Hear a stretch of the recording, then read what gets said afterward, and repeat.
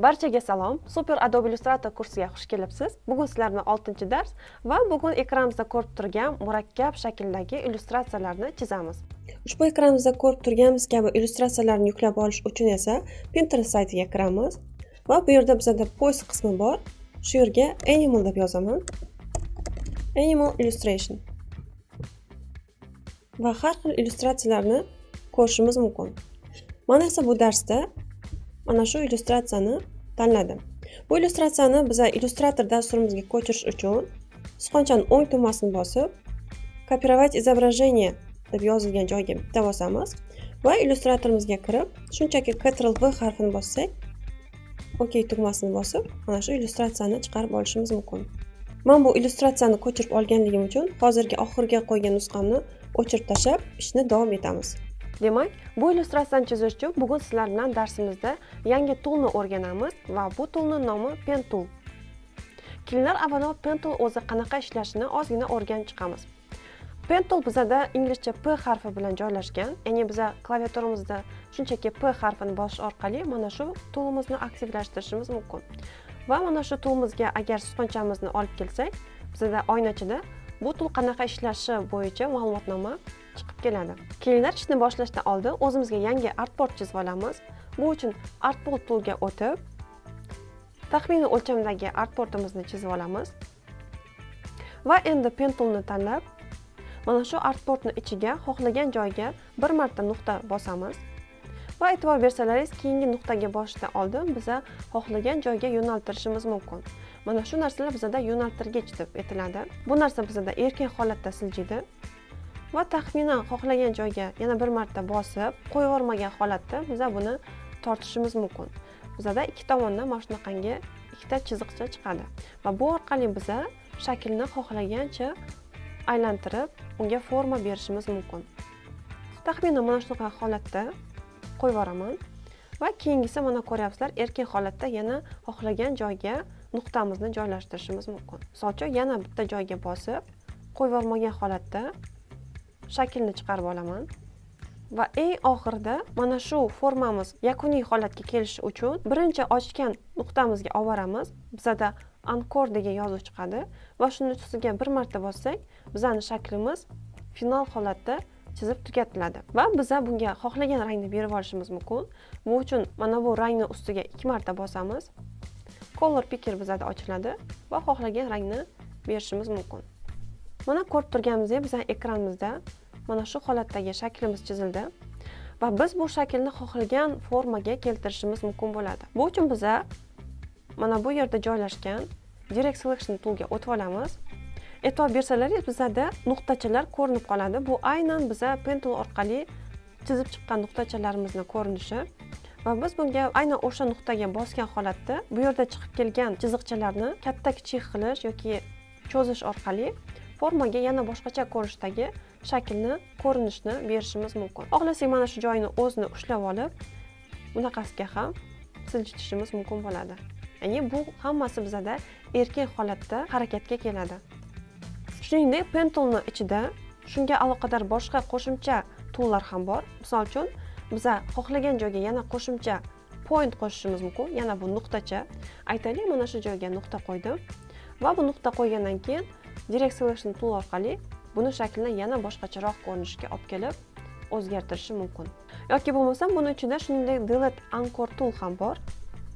Bunga bossak, biz avvalroq chizilgan nuqtalarni o'chirib tashlashimiz mumkin. Bu uchun aynan o'sha nuqtaga kelib, bir marta bosamiz va minus holatga tushgan holatda bizning chizgan shaklimiz umuman boshqa ko'rinishga o'tib ketadi. Amalimizni orqaga qaytarmoqchi bo'lsak, Ctrl+Z harfini bosamiz, bundan oldingi ko'rinishiga olib kelib olamiz. Shuningdek, Direct Selection toolga o'tgan holatda biz nuqtachalarni tanlab, Alt tugmasi orqali ham bu shaklni boshqacha ko'rinishga olib kelishimiz mumkin. Misol uchun, Alt tugmasini bosib, mana shu chiqib turgan ko'rsatkichlarni siljitib ko'rinishni o'zgartirishimiz mumkin. Demak, biz Pen Tool qanaqa ishlashini tushunib oldik.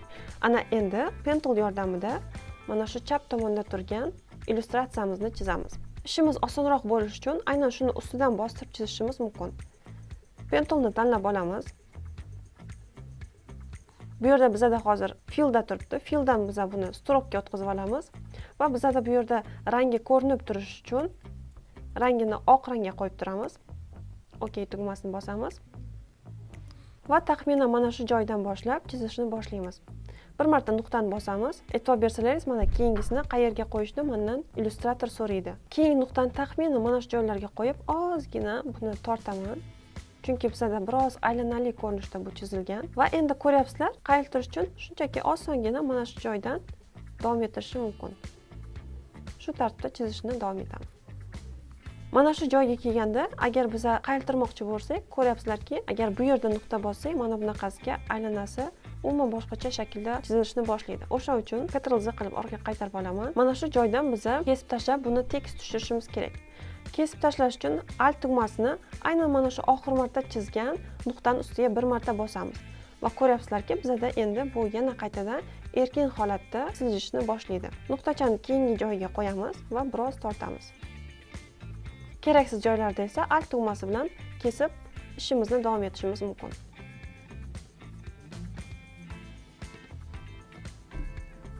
Mana shu joyga kelganda keyingi nuqtamizni biroz uzoqroqqa qo'yishimiz kerak bo'ladi. Chunki agar mana shu joyga qo'ysak, keyin yana bu joyga qo'ysak, bizda qancha ko'p nuqta bo'lsa, shuncha ko'p uzilishlar xuddiki qaychi bilan kesilganday bo'lib qoladi.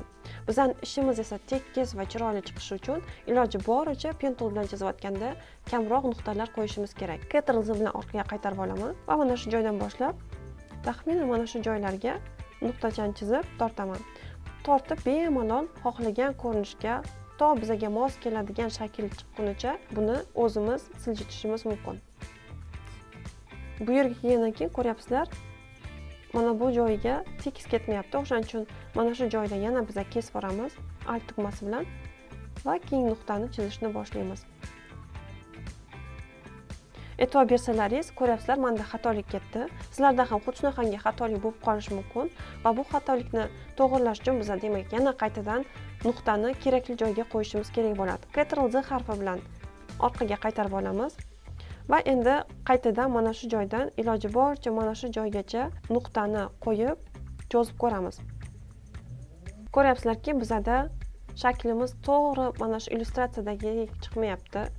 O'shaning uchun nuqtani boshqa joyga qo'yib ko'ramiz. To o'zimizga to'g'ri keladigan shakl chiqmagunicha nuqtalarni o'zgartirib ko'rishimiz mumkin. Shunda biz aynan qayerga qo'ysak yaxshiroq bo'lishini aynan bir necha marta takrorlab ko'rganimizdan keyin tushunib yetamiz. Endi mana shu joyga qo'yganimizda taxminan illyustratsiyadagidek chiroyli tarzda bizda chizildi. Bu joydan biz yana kesib tashlaymiz Alt bilan va davom etamiz.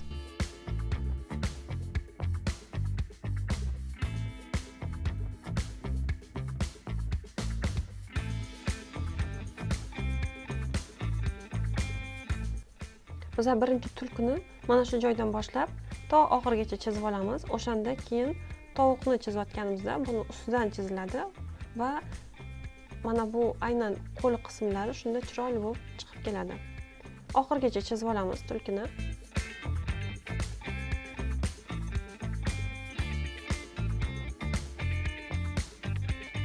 Mana bizda shaklimiz oxirigacha yetib borgandan keyin oxirgi nuqtaga tegib bu shakl bizda yopildi.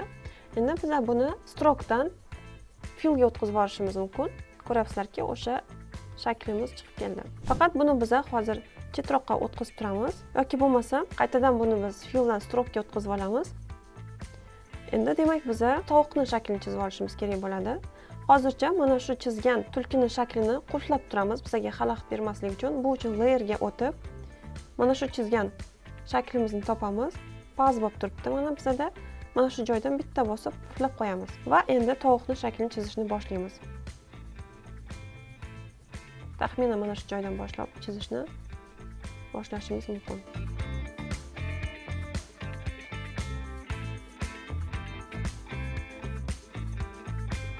Mana shu joyga kelganda biz mana shu qismni alohida chizib olamiz.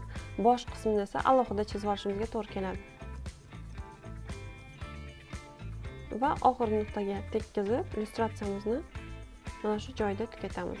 Endi bosh qismini chizib chiqamiz. Bosh qismi ham bizda chizildi. Rasmimizni ham hozircha qotirib turamiz va ikkalasini umumiy olib Orqadagi rasmni qulflab turamiz. Tulkini esa qulfdan chiqaramiz. Ikkalasini bellab turib, chap tomonga ko'chirib turamiz buni. Va tulkini bellab, rangini mana shundan tanlab olamiz. Endi esa tovuqni bellab, rangini kopiya qilib olamiz. Ko'ryapsizlarki, bizda asosiy shakl chizildi. Qolgan detallarni ham chizib tugatishimiz kerak. Bu bizda tovuqning tumshug'i, ko'z qismi va shuningdek tulkini ham ko'z va og'iz qismlarini chizib olishimiz kerak.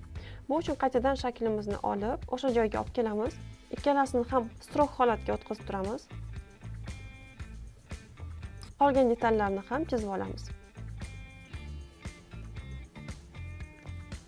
Demak, og'zini chizib olamiz. Mana shu joyda ko'ryapsizlar, men mana shu qismni tugatishim uchun bu qaytadan nuqta bilan agar tutashsa, o'shandagina erkin holatga chiqadi. Lekin bizning holatimizda bu mana shu joyda tugashi kerak. Mana shu joyda biz kesib tashlash uchun escape tugmasini bossak, erkin holatda bizda alohida elementimiz ajralib chiqadi. Birozgina strokni ko'paytiramiz. Bunga darrov qora rang berib yuborsak bo'ladi. Va xuddi shu holatda ko'zni ham chizib olamiz.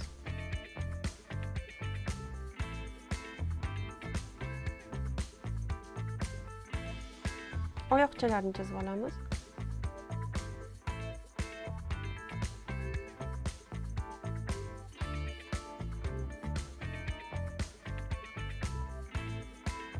Demak, endi bizda burun qismi qoldi va dumini mana shu joydagi qora qismini chizib olishimiz kerak.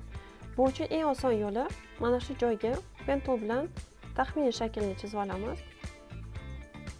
Hozir bizda strokda turib qolgan. Strokdan fillga o'tkazib olamiz. Qaytadan chizamiz.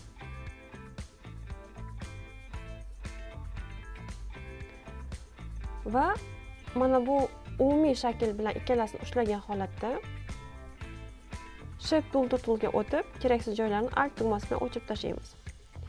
Bu shaklimizni esa qora rangga bo'yab olamiz. Xuddi shunaqasiga dumnim shaklini chizib olamiz.